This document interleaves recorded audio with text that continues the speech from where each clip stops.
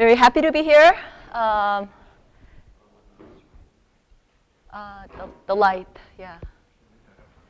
So indeed, I met Mike first when he was an undergrad. I was TAing field theory class, graduate level field theory class, and there was this crazy undergraduate student taking a graduate level field theory class and excelling at it, and that was Mike.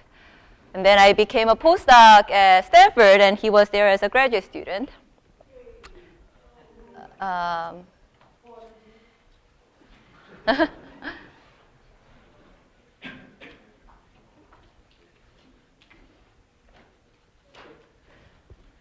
Thank you. So actually, Michael is one of those people who inspire me with his courage, trying to do new things and not being afraid of trying to speak a new language. I'm really happy to be here. So I want to talk about learning quantum emergence with artificial intelligence. And I would like to show you what we've done using machine learning tools with synthetic data that's simulated data and two types of experimental data. One is in real space. This is a scanning tunneling microscopy. This is X-ray scattering that's in reciprocal space. But before I go there, I want to talk about what quantum emergence is. Now, let me try to get to know you a little.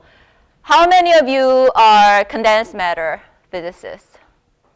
Okay. How many of you are high energy physicists or non-condensed matter? Okay. Okay. How many of you are undergrads? Okay, so everybody's graduate student or above? Graduate student and older, all right? Okay. So this is an example of emergent phenomena. It's a social phenomena, this wave that you've seen before.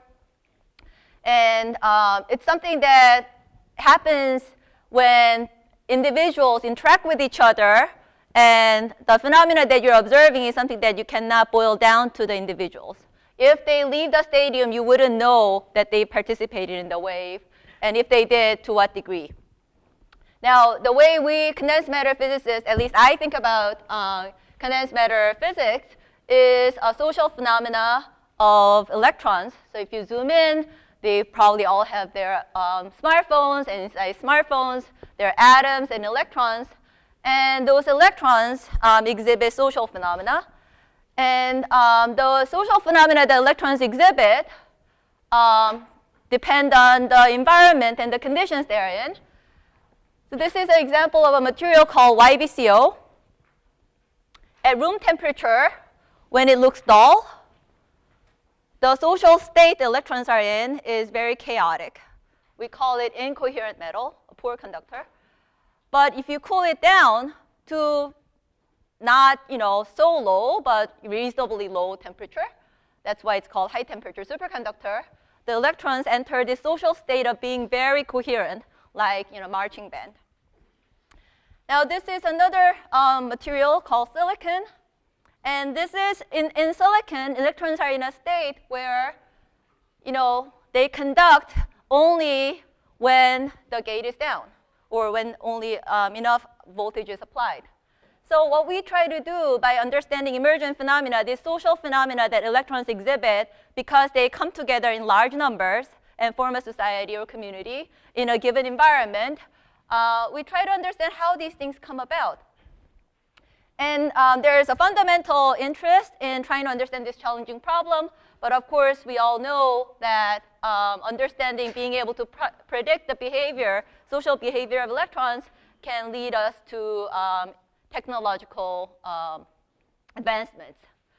So in the quest for zero heat loss conduction, we would like to be able to go from collection of atoms in a given arrangement to predict quantum spin Hall effect, for instance, a topological phenomena, or go from collection of atoms forming a particular arrangement to high TC superconductor. But to be able to predict and control trillion individual electrons, that's layman's language for 10 to the 23, is challenging. So Why is it challenging to learn this? And what do we mean by learning? For me, learning quantum emergent phenomena is about trying to go from some complex reality of data, such as local tunneling conductance, scattering amplitude, or many-body wave function, to some simple principles, such as symmetry breaking, topological invariant. It's very satisfying to be able to describe this collective social phenomena in terms of a few symbols. So we would like to be able to go from the complex reality of data to simple principles, and we feel vindicated that we've actually understood what the gist of the phenomena is by being able to go back. But this whole process of learning is challenging because we are dealing with quantum problem with complexity. Now, the community have been trying to tackle these problems in many different angles, but one angle that I want to focus on today is focusing on data-driven challenges. So what are data-driven challenges? Many-body state, this is trying to give you a sense of how complex a many-body wave function is. This is a depiction of what's called nodal surface that's obtained by taking many-body wave function of 49 electrons, fixing the position of 48 of electrons, that's these green dots, and plotting where the sign of the wave function, the total wave function changes as we move one remaining electron around. And when this parameter A, that is parameterizing the strength of interaction, enters a strongly interacting regime, you get this kind of fractal pattern. Now, this is just for 49 electrons. In your hunk of material, you have a lot more electrons. So you can imagine the many-body state is a very complex object. That's when you try to do simulations or try to describe it analytically. Experimentally, tunneling density of states in 1962 was measured like this. You have a superconductor that you're interested in, put it with a normal metal or insulator in the middle, and make a macroscopic tunnel junction, measure the tunneling conductance as you change the voltage, and you get this nice curve. This is a curve those who study superconductors have known for a long time and dearly love. We love this curve because we understand everything about it.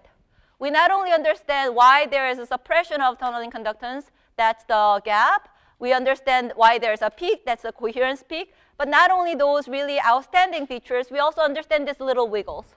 The fact that we understand those wiggles, that we can capture that in terms of a few symbols, was what gave us confidence that we understand BCS superconductivity, or gave us confidence on the theory of BCS superconductivity. Now, fast forward. So this is a theory that describes those wiggles. And in the days when this theory was written down, it was a result, a triumph of being able to describe what's seen in experiment using sophisticated diagrammatic technique. Now, coming to today's language, I want to describe success of this model as an example of a generative model. That's the language that I'm going to use later. Generative modeling is one mode of machine learning. And in generative modeling, what you're trying to do is to figure out what kind of function underlies the data that you are looking at. And this is an example of very successful generative model.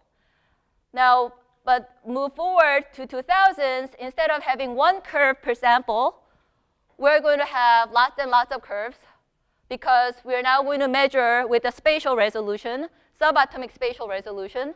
You measure tunneling conductance using vacuum as an insulating barrier, and you make those measurements as you move the tip a little bit away. So now if I keep track of what's happening with the intensity along the vertical axis, that's the energy axis, at each point, I will get lots and lots of curves. We have this many, larger volume of data. And now the challenge is that how do we go about understanding this data? Clearly, it will be very hard to try to understand this to the degree of detail we understood with a single curve. But the reason why experimental modalities have progressed to have scanning resolution was because we thought if we make more measurement, if we inquire more, we'll learn more. The situation we are in is that because we try to take more data, we have more information in front of us, but we don't have a framework to turn this information into learning, that we feel like we've understood it. In the reciprocal space, various scattering techniques have evolved because of the development in the detector technology. Now the detectors can detect with higher resolution. Even the weaker signals can be detected, so there's a larger dynamic range, and there are these aerial detectors. So instead of making measurement one point at a time, you make this massive amount of measurement. This is an example of measurement taken at CHESS, Cornell High Energy Synchrotron Source, by my collaborator Jacob Ruff on a material called 1T titanium diselenide. It's a material that goes through charge density wave transition, and this is data at 150 Kelvin. The point is, until I saw this data, I thought I knew how to visualize 3D. I know I cannot visualize 4D, 11D, but I thought I knew how to visualize 3D. You know, we live in a three-dimensional space. But the reason why I can visualize 3D, if it is a person or an apple or a cat or a dog, is because there is a well-defined boundary. When the data is distributed like this in terms of a scatter of intensity, visualizing this and trying to understand it becomes very challenging. So problem with this kind of data set becomes, in that large distribution of volume of data, there are some points that are interesting. Trying to find the interesting data set becomes clearly a problem of finding a needle in the haystack. When I show you haystack, you would have anticipated needle. So there is a needle in the haystack problem. But it's not that there is only one haystack. When you change the conditions for experiment, temperature, pressure, doping, you have lots of haystacks. So now trying to find this is the data mining problem. And for many scattering measurement, X-ray, electron transmission, electron microscopy, neutron scattering, it's all being limited by our ability to study that data. So what we are proposing, what my group have been working on, is trying to use data science tools to go back and forth between experimental data and theoretical understanding so that we can overcome the challenges that are coming from data-driven issues. And the idea was that, you know, once you think of it as there's data that we want to learn from, it becomes a problem that's much more broader than physics. That you can talk to, you know, your grandmother, your father, your mother, or your nephew about data problem. If you tell them you're a phenomenologist, they wouldn't know what you're talking about. But if you tell them you do data science on quantum matter, they would feel like they know what you're talking about. So, you know, there's a benefit in understanding why is that the case. Well, the reason is data's everywhere, right? And there have been a lot of effort poured in by talented people trying to figure out better ways to condense the data, compress the knowledge that's in the data to learn from it. So let's benefit from that. Now, once you say that you're going to adopt the tools that's been developed by others in the machine learning community, you have to understand how it works at least a little bit. So this is a point where, so some people who know me from, you know, my youth are surprised to find me doing machine learning because Michael and I share our kind of roots. We're field theorists. And also people who know me also know that I'm not very good at programming.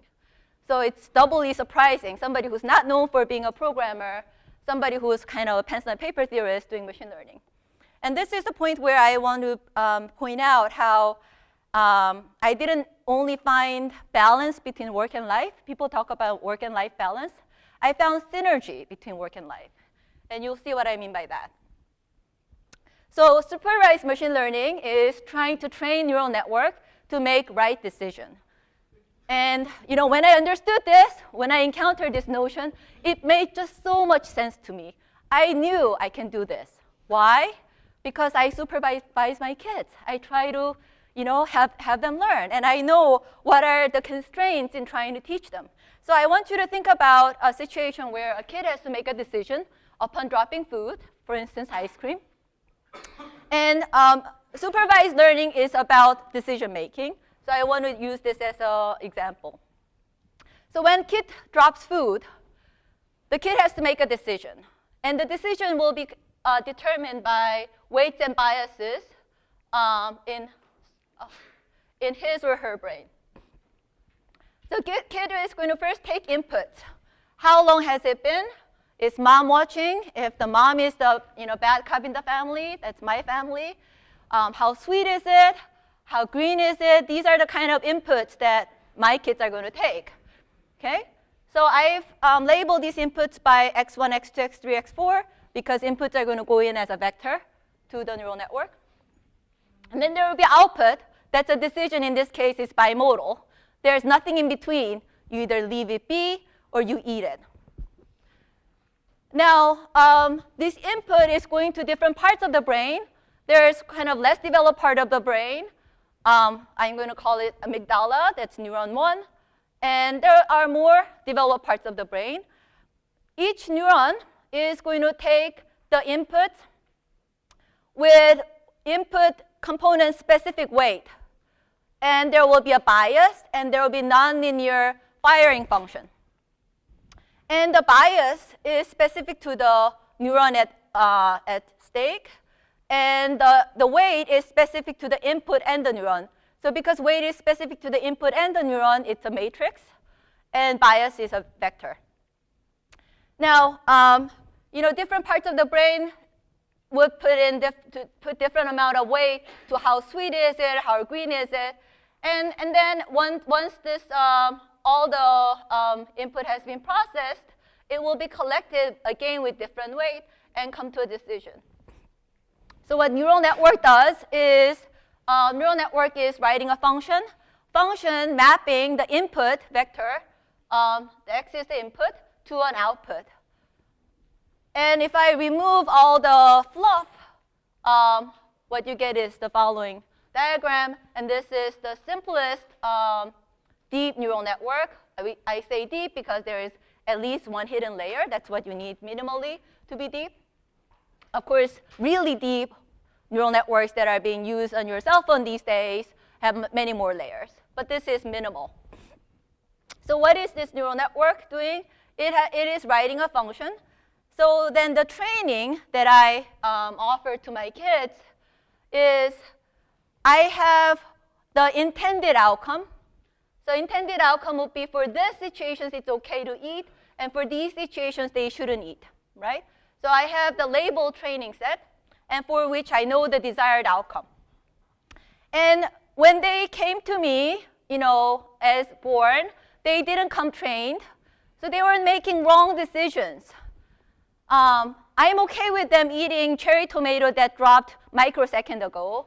I'm not OK with them eating ice cream that dropped, 30 seconds ago. But whatever the situation is, they wanted to go for the ice cream and not wanted to go for cherry tomatoes.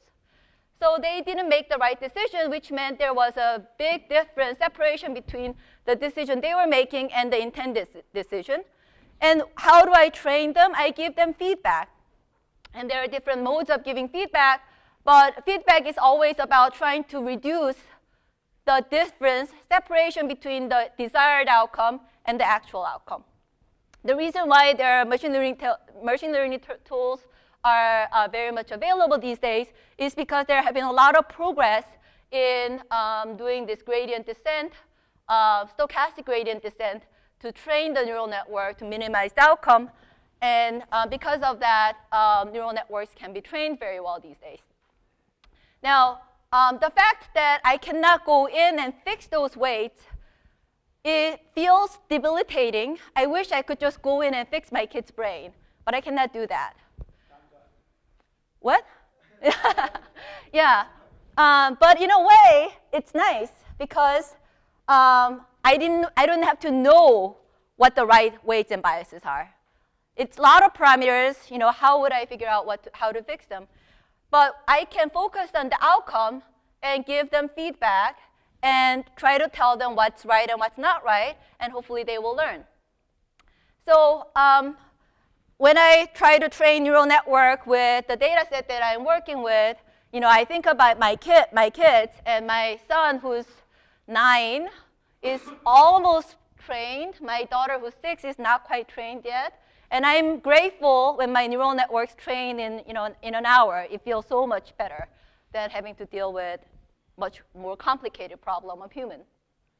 So now, this is kind of a caricature way of describing how neural network works. But there is a big difference between quantum matter data and classical data. Classical data, such as images, is what the algorithms out there are developed for. So to demonstrate this difference, I want you to be engaged and tell me which one of these two you think is a cat. Okay? Raise your hand if you think number 1 is cat. Raise your hand if you think number 2 is cat.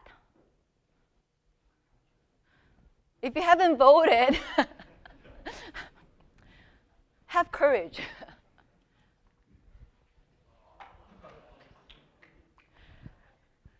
No need to celebrate, no need to be upset. What was wrong with this experience?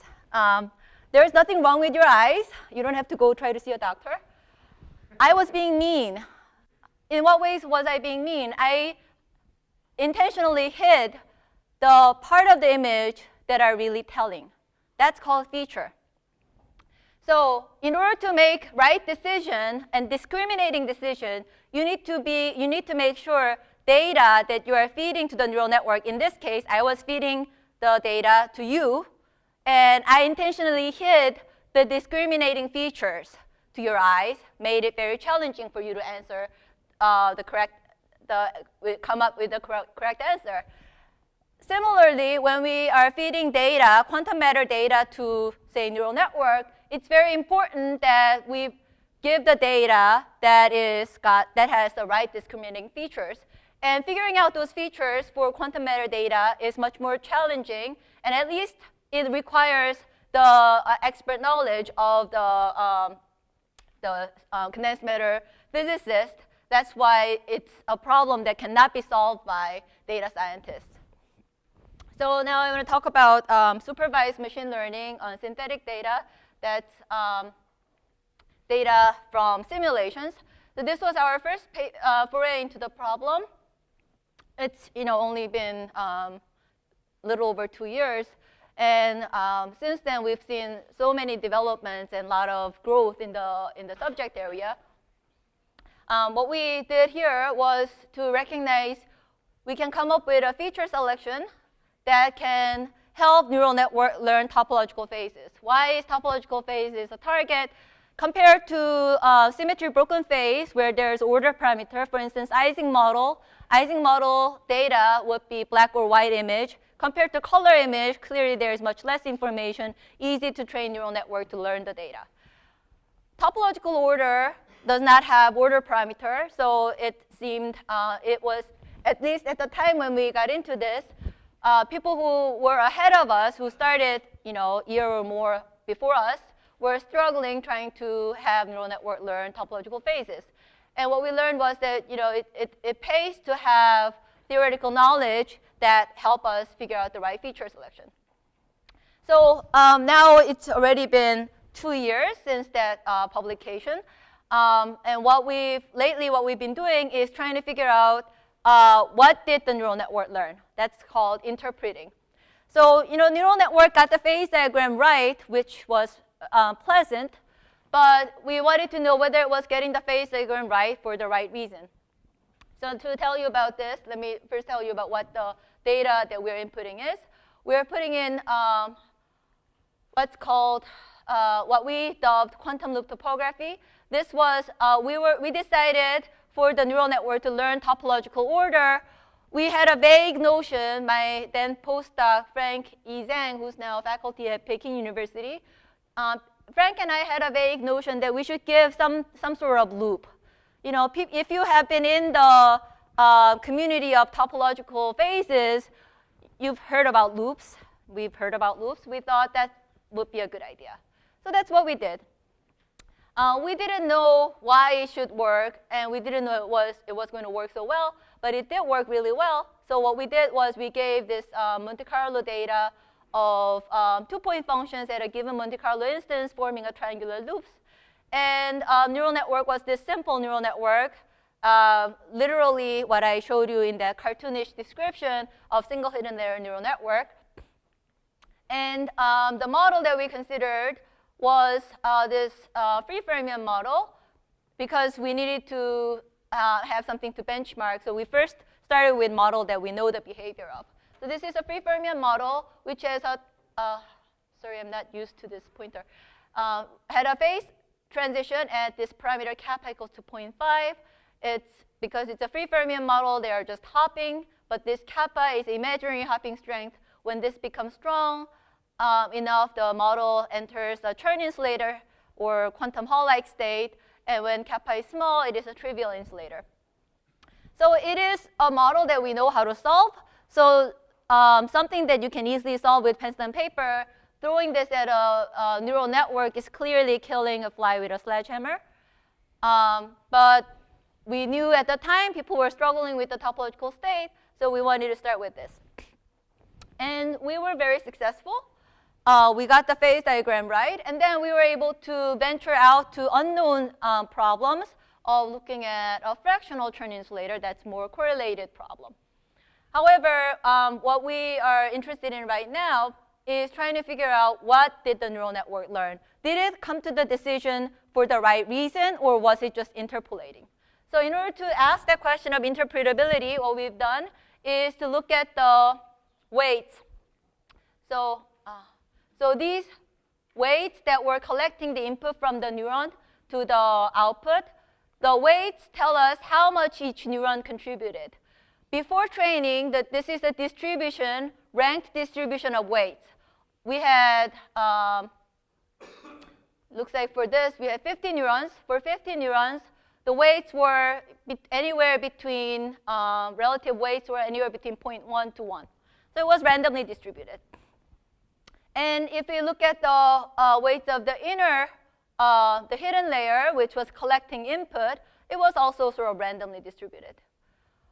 What we found as a result of learning was after learning, so this is before learning, after training, the trained neural network's weight had this kind of distribution.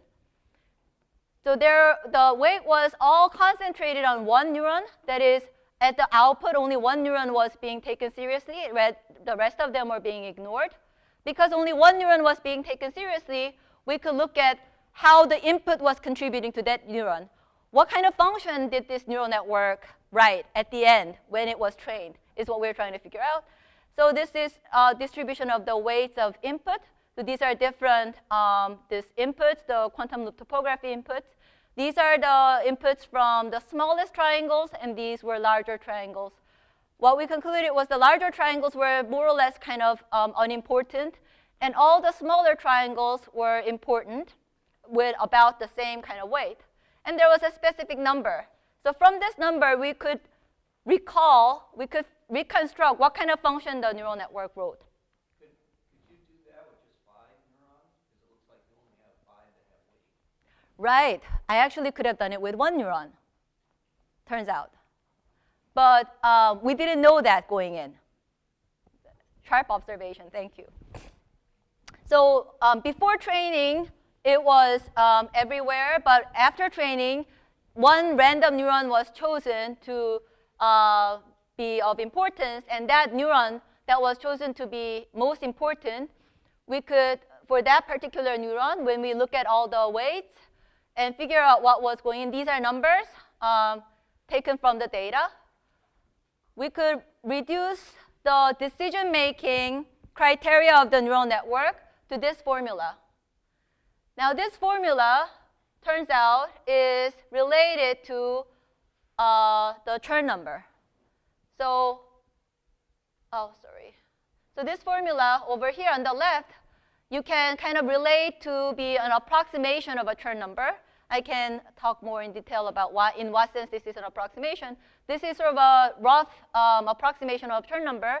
And by making that observation, we could say that, okay, the neural network called out a Chern insulator phase by putting the input together to form a Chern number and called it out when the Chern number was large enough.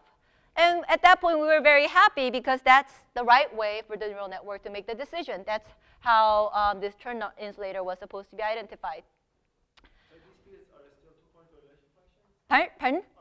The P's are the 2-point correlation functions, yes. They don't have to fill the, I thought maybe No, yeah, that's notational. It's a 2-point correlation function, not a full 2-point correlation function. If you, this is done in a variational Monte Carlo setting. So in variational Monte Carlo, to get a two-point function, you got to do a lot of updates. This was from a single instance. So if you will, this is kind of like a snapshot that has all the fluctuation in it, which you have to average to get a full-blown 2-point correlation function. And that's one of the ways in which this is an approximation. This is an approximation. So actually, you can construct a Chern number in real space. Chern number is a topological invariant that is a signaling quantity for a topological insulator or Chern insulator. You can form a Chern number if you actually had all 2-point functions, but not just the smallest triangle, but all triangles. And you have to weigh them with the right signed area, and then you can make a Chern number out of it. What the neural network did was kind of an approximation, but it was still learning the right approximation. And then we moved on to a different model. This is called KITAEV model under field. It's a model that is a fully strongly correlated model, which has so-called Z2 spin liquid phase with finite correlation length. And this is kind of a gauge theory if you think of it as a 3D, 2D in a quantum problem as a 3D classical problem. It's a classical gauge, Z2 gauge theory problem. And the topological phase of interest here is related to what's called deconfinement transition. Now, we've studied this problem, and again, with the neural network, we got the phase diagram right. I don't have time to go into details of how that worked, but this is, in this paper, we got the phase diagram right. And I was visiting Urbana-Champaign, proudly talking about this. And my PhD advisor and good friend of mine, Eduardo Fradkin, said, but Luna, that does not make any sense. If you know him, he's got this belly like this. And he said, I'm giving local input. The inputs that we gave here was like this. Again, we gave loops, because this is kind of a gauge theory. We knew enough to give loops, which would be gauge invariant. But we are giving local input to the neural network. So this is kind of the architecture and the setting. And, you use the same model? Like triangles? No, this time we're making squares, not triangles. And what's making the loop is a little different. This is not a fermionic model. This is a spin model. But what Eduardo was objecting to or was troubled by was the fact that we're giving a local input and calling out a phase transition between confined and deconfined phase. Because deconfined phase is supposed to be only visible by looking at large Wilson loops. And when I heard the complaint, it made a lot of sense to me, and I was really bothered. So when we wanted to make sure that this decision was being called out for the right reason. The phase diagram was right. This was published in this paper. Phase diagram made sense, but we wanted to know whether this was an accident, good luck, or for a right reason. So we again went into take the same approach. We looked at the weights, and this time, unlike the Chern insulator case, even after training, weight was distributed everywhere. So the fact that the weight is distributed everywhere means that we had a full nonlinear function at play. So then we had to figure out what is going on in this nonlinear function. And to figure that out, what we did was to start trying to get to a simpler neural network by including more and more inputs. So the very simple insight here was, what does nonlinearity mean? Simplest way to go to nonlinear is, for instance, quadratic. All polynomials are nonlinear. What do you do when you're making polynomials out of your input? You're multiplying the inputs. So what we decided to do was to see whether we can simplify the hidden layer by giving more and more of input, which was obtained by manually multiplying. So once we manually multiplied all the inputs, we were able to then look at those weights. And the weights we found after we were able to reduce the hidden layers significantly had this kind of distribution. So this is the smallest loop that was the original input. And the nearby loops of these these connected nearby loops had significant weight. And all the other multiples had little contribution and made no contribution at all. So what did we learn from this?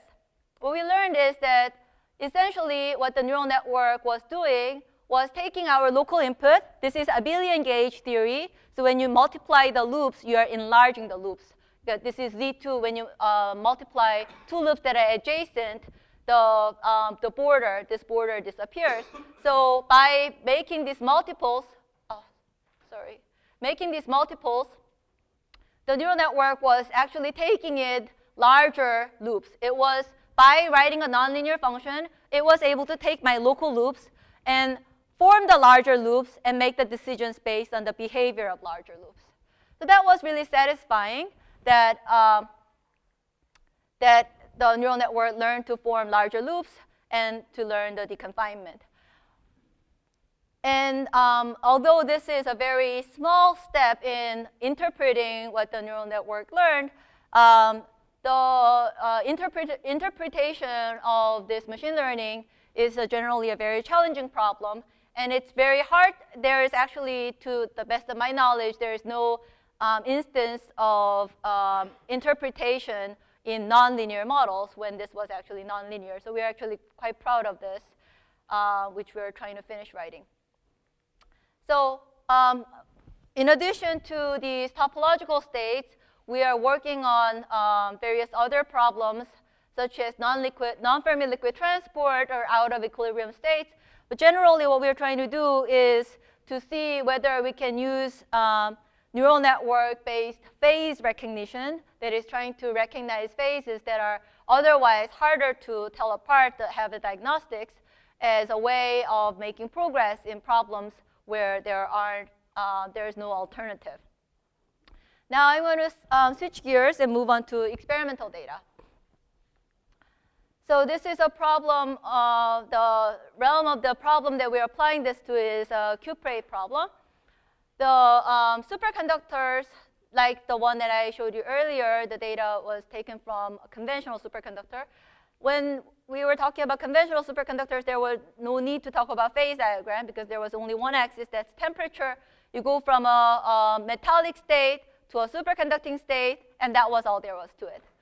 One of the eye-opening things about the phase diagram of cuprate was the fact that there is a phase diagram, that there is this additional new parameter that's hole doping that take us into more than just one transition between superconductor and normal state, but variety of phases, and some of them are poorly understood.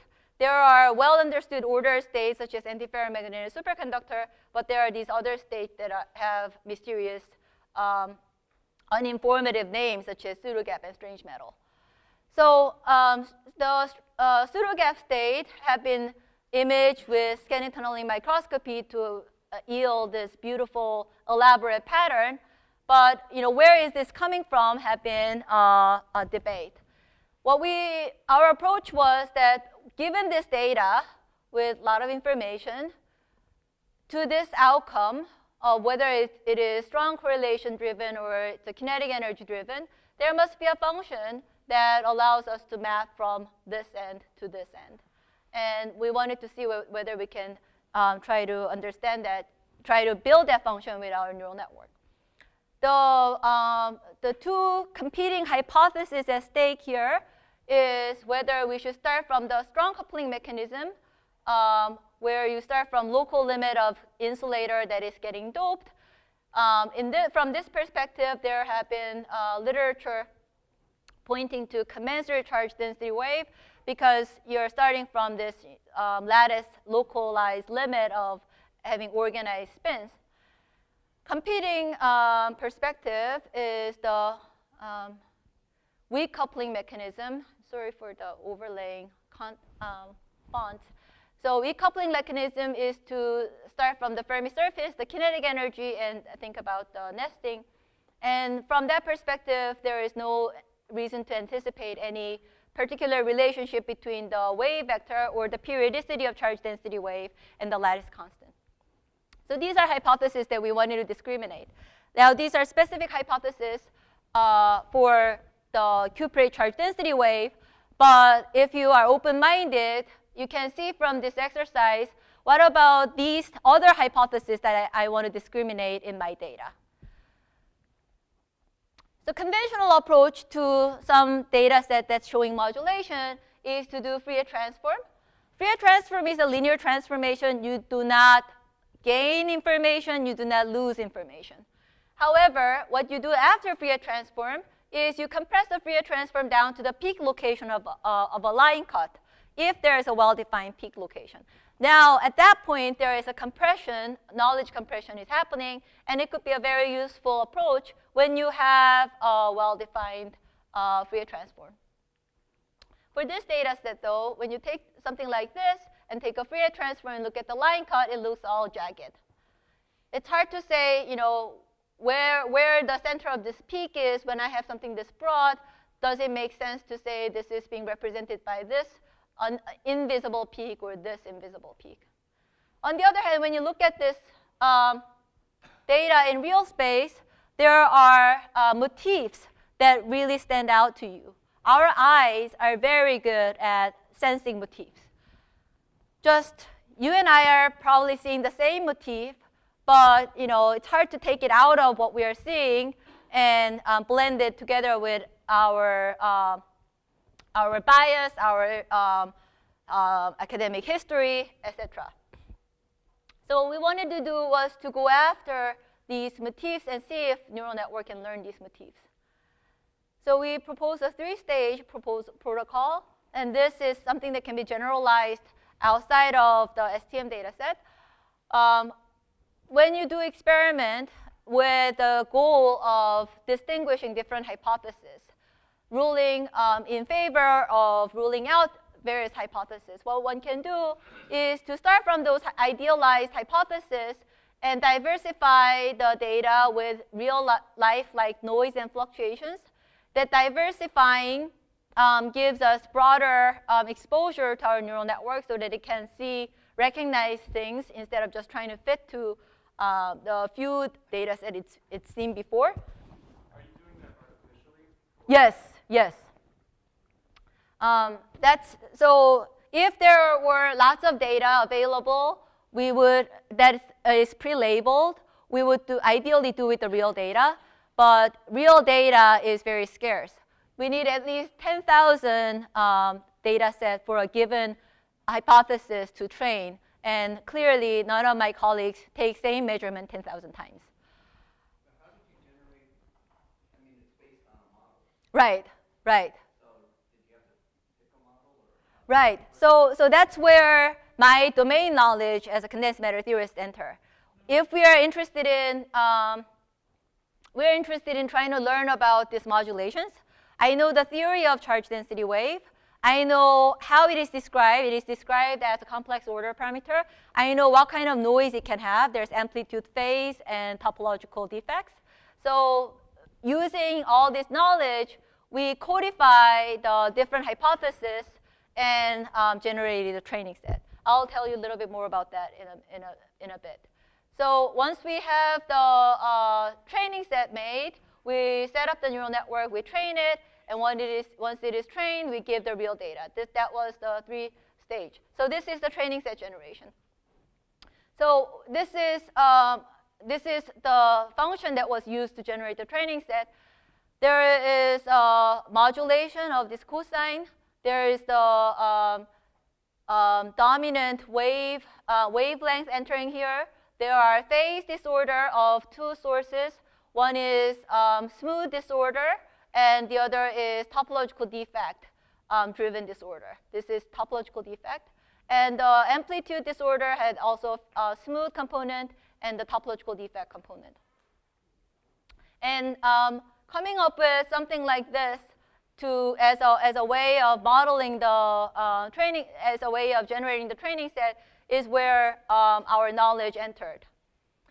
And now you can say this would miss out some other things that you're not looking for. And that's always the case with any discrimination problem. When I showed you that picture of cat and a dog, I asked you the question of which one of this is a cat. And then we talked about who got it right and who got it wrong. I could have asked you a different question. Are any of these a lizard? Right? So depending on your question, different features would matter. To the question of are any of these a lizard, the data that I showed you was sufficient. To the question of which one of these is a cat, the data I showed you was insufficient. So by looking at whether our neural network that's trained on this kind of data set can make assessment of the experimental data in a reliable way, we can also ask whether the training set captured the right aspect of the data. So these are 4 different categories, different dominant wave lengths, and only one of them is commensurate. Ultimately, the question we wanted to ask was, is it commensurate or incommensurate? But that question became a little more complex because there were different wave vector candidates. So now we then formatted the data. Remember at the very beginning, I showed you this x1, x2, x3, x4 of the input data. The neural network is built with the hard-coded length on the input vector. So we had to make sure all the data is formatted to be of the same length, and they had to have the right registry of the location of the atoms. Once that was done, we could then look at the doping dependence. So this is underdoped sample. This is 6% doping. This is the result of Fourier transform. And this is the neural network output. Now, the error bar is coming from the spread of the outcomes among 80 different neural networks that we started from different initial states and trained with the same training set. And the fact that they were 80 different neural networks that were all independently trained came to the same kind of assessment was very comforting. The fact that the reason why there are 2 bars is because we fed the data in one orientation and again in the opposite 90-degree rotated orientation. Our training set had only unidirectional modulation because we didn't want to introduce additional unknown parameter by having to weigh between 2 different directions. So this outcome says, well, the category 2, let's say this is the cat, was most dominant as an assessment, and there were other categories that were much more subleading. And within this category, for this data set at this energy scale, this particular energy scale, the 2 directions looked more or less equivalent. Now we march up in doping. We find consistently category 2 associated with period 4 motif is coming out as a winner. And now we see at certain energy scales that one direction looked much more stronger and convincing than the other. If it was always coming out to be one answer, one should be suspicious. Maybe we are reading off something from tea leaves. But as we marched up, by the time we went to the slightly overdoped range, it was coming out to be neck to neck.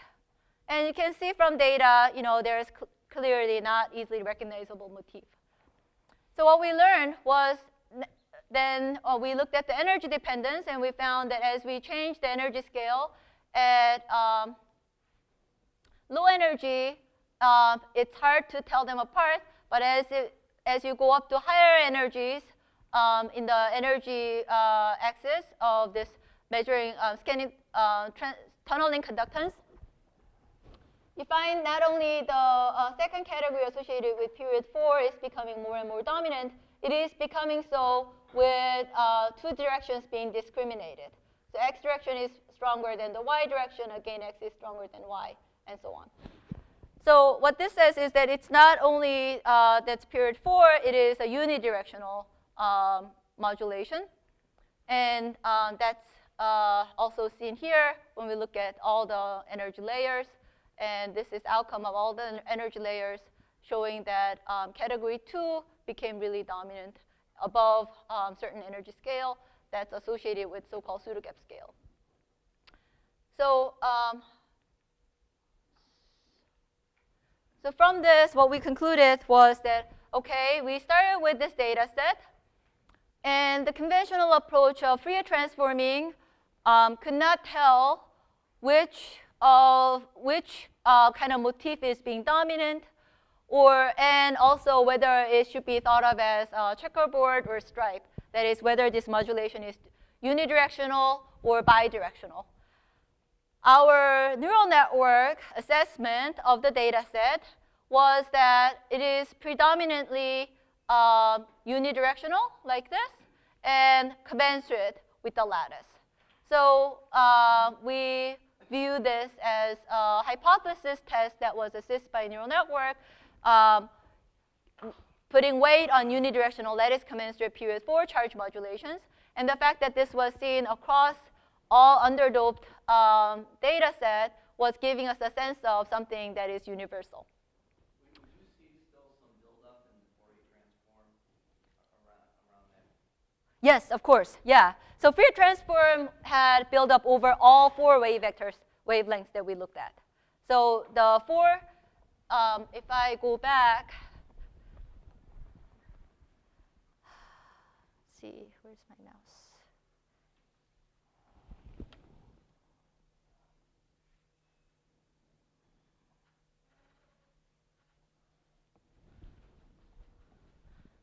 So the wavelengths I looked at is actually around here. We chose like 4 around here, within here. And out of these, you know, what it picked was 0.75, actually. But this is a particular line cut. So you know, perhaps one moral of the story is that two-dimensional distributional data is too complex, too much information for us to carry and discuss and fight over each other, fight with each other, you know, debate, you know, whatnot. So what people want to do is to condense it into something that is easy to talk about and remember. And sometimes that condensing is totally not reasonable, but sometimes we don't know how to condense in a sensible way. Because we don't know how to condense in a sensible way, we arbitrarily say, well, I don't know what to do with the 2D data, so let me make a line cut. And once I made a line cut, it looks kind of, you know, jagged and complicated. So then you say, well, it looks kind of awful, but nevertheless, I'm going to put a, I don't know, Lorentzian or Gaussian peak around it and pick a center of that peak. Now, that is not very principled from, you know, data science perspective is what I'm trying to say. So the point is that when we have this kind of data set that, you know, you cannot find in the textbook, physics textbook, how to deal with in a principled way, we should look at, you know, look at principled ways of dealing with it. So now I want to move on to, in my remaining, 5 minutes? 5 minutes? Okay. What's missing here is scattering here. So I want to talk about unsupervised learning. So what I've been talking about until now was this supervised machine learning, which is about discriminating, or you know, a famous, perhaps most familiar example would be image recognition. When your cell phone looks at a picture and put a nice little square around it and says it's so and so, that's this multiple choice question it's answering. Unsupervised learning is a different mode of learning. And in unsupervised learning, you're not putting in your bias, but you're trying to learn the trend that's underneath the data. So this is the work that we've done in collaboration with friends at CHESS and other X-ray facilities, and in collaboration with my colleagues in computer science and operational research. So this is an example of that distributed data, which I described as a needle in the haystack problem. And if you knew how to make a right cut, so this is a kind cut that we've made for you. If you knew how to make a right cut, you will find that in that cut there's a peak that shows up at a certain temperature. And that's associated with a growing intensity of particular wave vector reflecting charge density wave formation at a critical temperature. The problem is if you didn't know where to look, you wouldn't know how to find this. So diffraction measures free amplitude of density. So if you have a density wave, diffraction intensity would measure the amplitude square of the order parameter. But you need to know if it is density wave associated with particular Q, you need to know which Q to look at to discover this. So what is the data-driven challenge associated with this is that my colleagues make measurements like this as a function of temperature. So there isn't just this is 27 Brillouin zones, but there isn't a single 27 Brillouin zone set of data, but there is many sets of such data at different values in temperature. So if you now plot intensities associated all different Q points in a single Brillouin zone, all of these would be too much. So I'm looking at a single Brillouin zone, and this is all the data. And looking at this, you might say, well, that looks pretty simple. Well, it turns out all that looks simple is kind of uninteresting. All of this is Bragg peak. That has to do with the lattice. And what we're interested in is the phenomena that has to do with temperature and collective behavior. And that's all down here. So if we blow that up to look at diffuse scattering, it looks this messy. And in this, trying to figure out whether there is a sensible order parameter is what we wanted to do. I don't have a lot of time, so let me just tell you about what the generative modeling is, because unsupervised learning, the way we did it here, involves generative modeling. So now, when I show you this, you said you're all physicists, right? Maybe I didn't ask that question. All physicists would know, all of you, those of you who are physicists, the instant I flipped this slide, what you did in your head was to draw this line, right? And that's generative modeling. The data that is presented is the training data.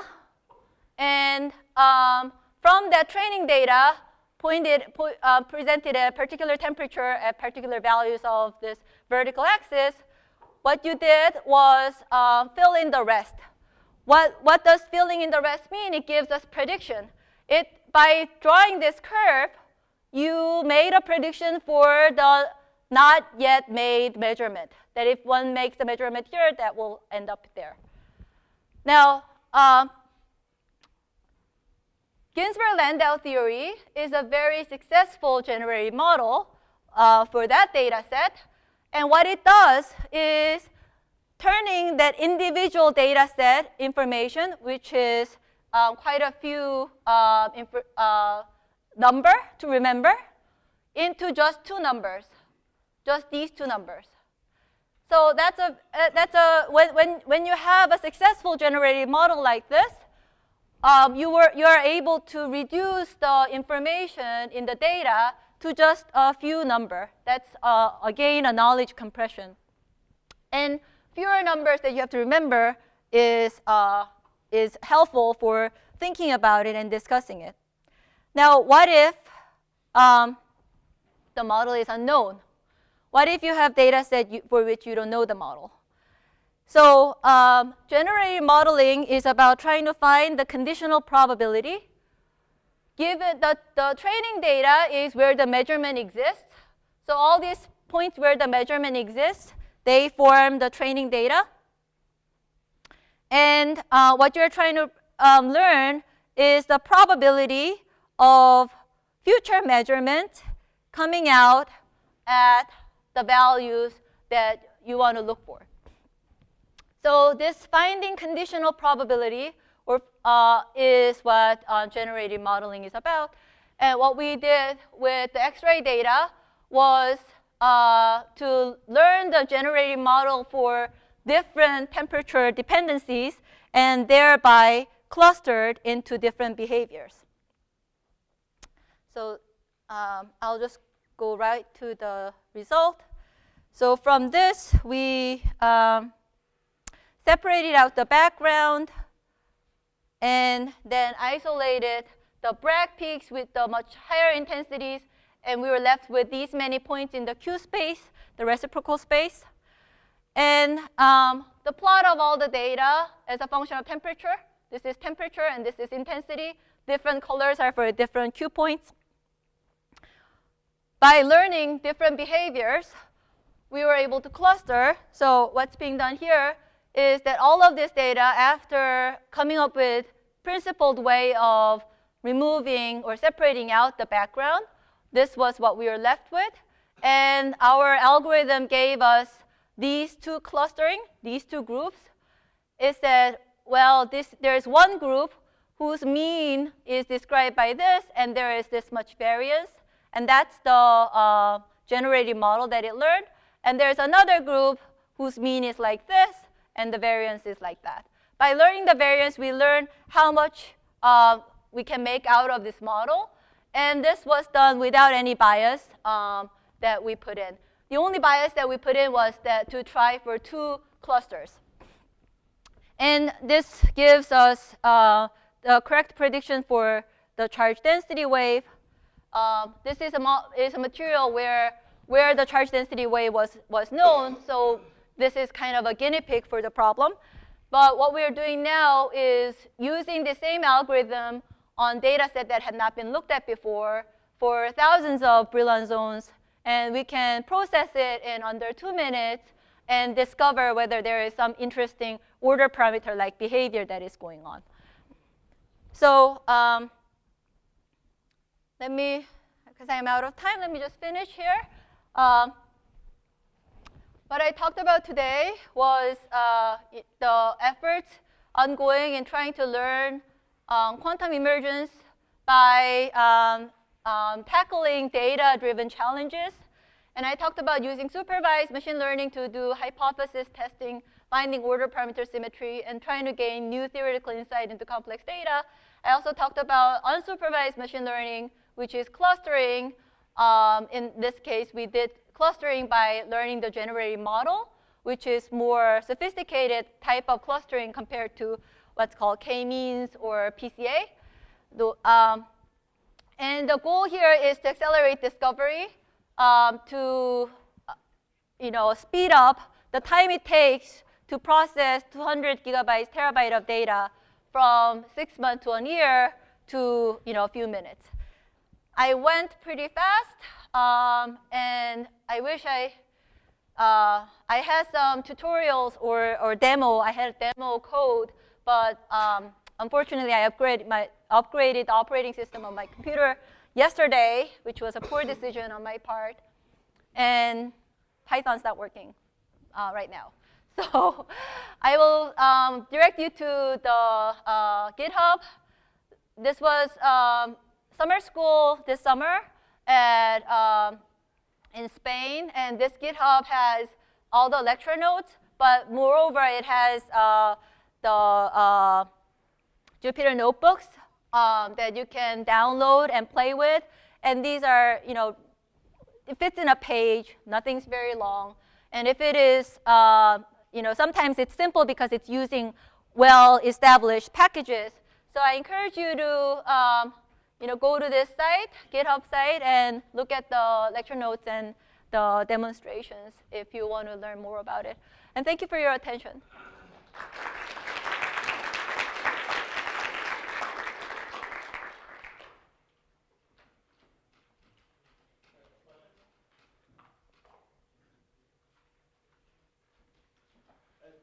So you make this case for machine learning for using phases, finding phases of matter. The phase of matter is a property of wave function, and wave function is a linear map. So my point is finding something in a linear, finding a property of a linear map that's like a linear function by some tool that's built for finding nonlinear complex behavior. Why would this make sense? So wave function is a linear function of what? No, wave function is you can think of it as a linear map, right? It's a linear space, it's over a Hilbert space, it's a vector space. Ah, okay, yeah. So in that sense, it's a linear map. And we are finding a property of this linear map. Okay. So what are we doing by using this? So I'm not talking about the property of single wave function, right? Yeah. What we are trying to figure out is the space of all possible wave functions is big, right?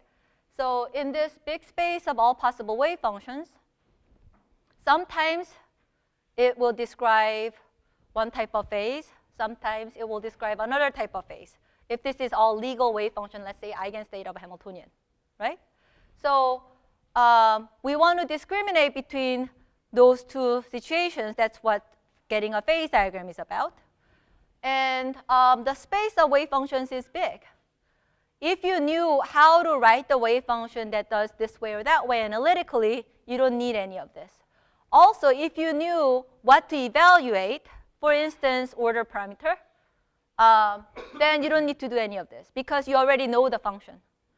But for instance, for out of equilibrium phases, which are not, out of equilibrium states do not fit into the framework of equilibrium phase diagrams, and there is no order parameter. There nevertheless seems to be a clear sense in which you can think about very different qualitative behavior. So people talk about out of equilibrium phases or equilibrium states. And for those, there is an established knowledge of how to, you can kind of feel they are different, but how do I nail it is not clear. So that's an example of a problem where it can be useful. Sometimes also, trying to evaluate what would be a precise assignment can be challenging. So this is a good approach if you can accelerate that identification by looking at sort of getting a rough picture of it, getting an impression, instead of going down to, you can calculate expectation value of order parameter down to 20 decimal places. How are you going to use it at the end of the day? You're going to ask, is it 0 or non-zero, right? If you want to find whether it's order phase or not. So you can get a rough picture, and then you can go down in more detail into interesting regions. So that's another way in which this can be useful. So we're right now collaborating with colleagues at Lawrence Livermore who are doing high-scale, large, big-scale Monte Carlo simulations, and trying to figure out whether you have a metal or an insulator. Should you have a metal or insulator? Can take a lot of effort in doing this kind of diffusion Monte Carlo. And they're interested in using the kind of approaches that we have invented to get a quick sense of the map of the phase diagram. This is not going to be the way to get your last word in the problem, but it can be a way to get a quick kind of overview and figure out where you want to zoom in when it comes to the phase recognition. And I think it's also same for the experimental data analysis. Once you have this cluster result, you have to, human scientist, expert has to look at it and say whether the two different categories that came out, are either of them interesting? Does this mean something to you? And the decision to look at the temperature dependence was also clearly guided by our understanding of condensed matter physics.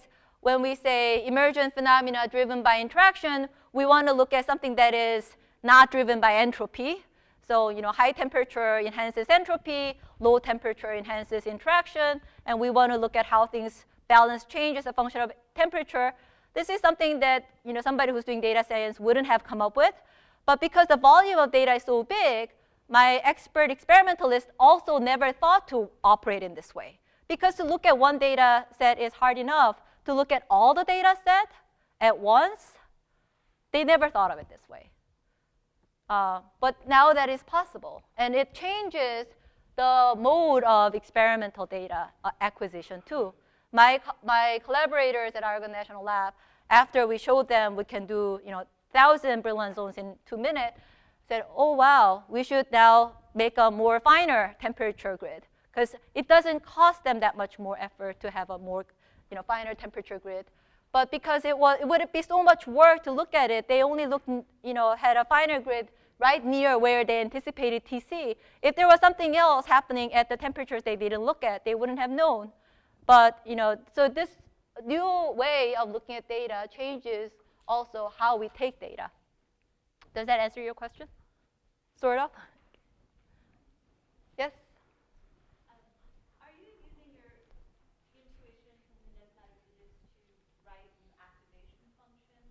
I missed what you said. No, yeah. Connected sparse sequential Yeah. So when it comes to like activation functions, we just went by the lore in the machine learning community that, so we tried rectilinear and we also tried sigmoid. And when there isn't much of a difference, we just settled for one or the other. For this interpretability, using rectilinear was really helpful because then you see when something turns on. So to interpret, we just use rectilinear because clearly there is a notion of whether a particular neuron is turning on or not.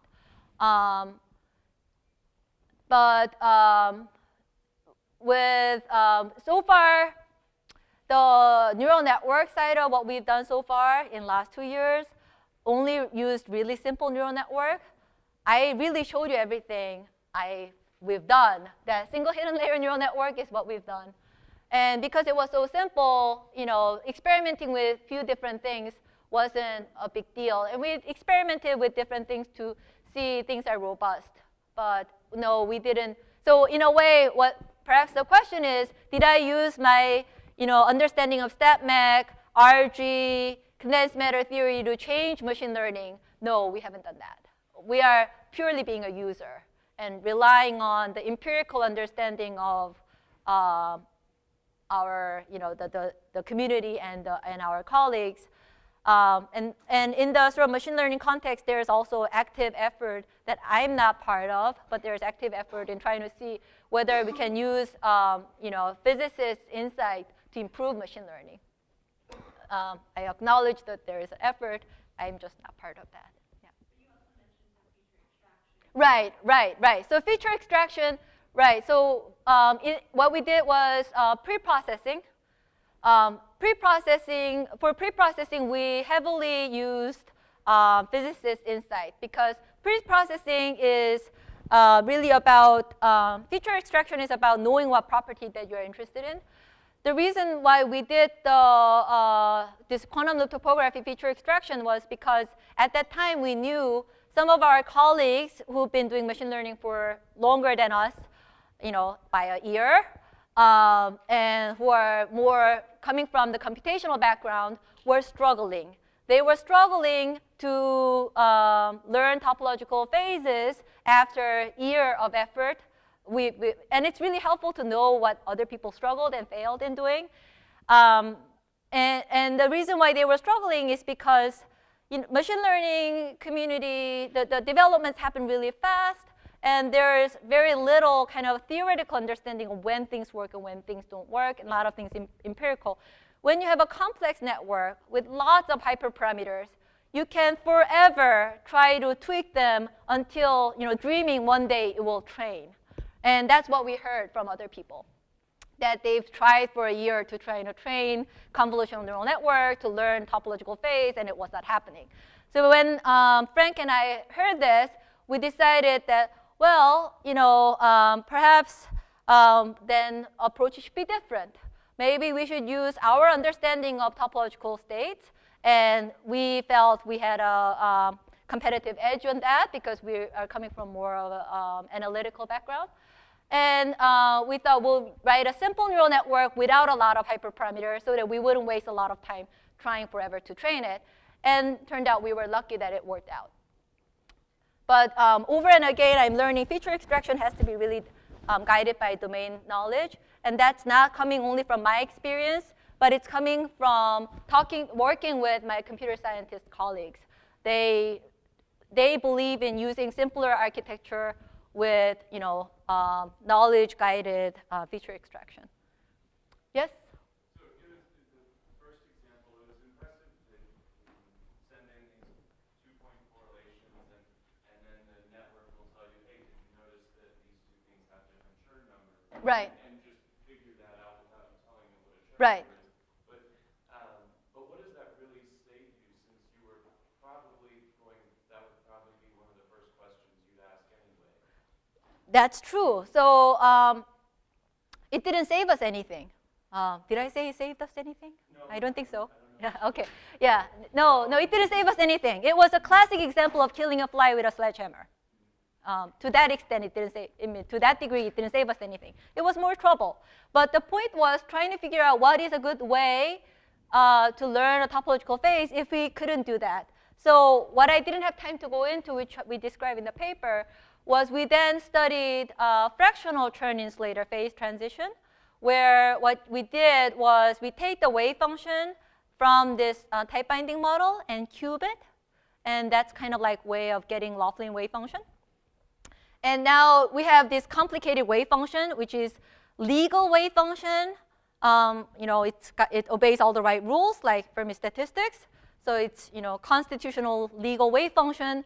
But from that wave function, if you want to learn whether it's describing a fractional Chern insulator, what you have to do is, for instance, calculate entanglement entropy and find the what's called topological piece of it. That requires calculating entanglement entropy, very painful calculation, over many different scales to do the scaling, finite size scaling, and look for the intercept. Very, very, very painful. So that was something that actually, for that kind of model, it is possible but had not been done before. And we did that. So that was one case where things say. Yes, we used a triangle for that. Yeah, yeah.